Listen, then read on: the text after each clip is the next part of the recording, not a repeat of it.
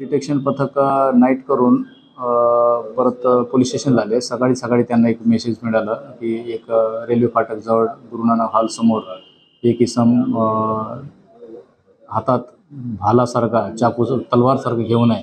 अशा खबरीवरून आमचे एक भोगे हवालदार आणि त्यांची टीम इम्रान वगैरे ते जाऊन त्याला ताब्यात घेतले. त्याचं नाव रवींद्र उर्फ रविकुमार मेश्राम आहे.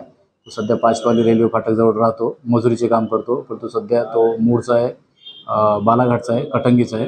त्याला ताब्यात घेतले. त्याच्यावर त्याच्या हातात भाल्यासारखं पातं आहे मोठं 24 इंच लांबचं, ते सापडलं.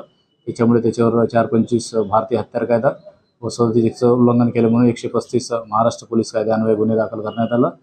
तो सध्या त्याला जेलमध्ये रवाना केले. तो सेंट्रिंगचे काम मजुरी करणारा माणूस आहे. त्याच्यावर काही गुन्हे दाखल नव्हते, पण तो जे शस्त्र मिळालं त्याच्यामुळे त्याच्यावर त्या अधिनियमानुसार गुन्हा दाखल करण्यात आला.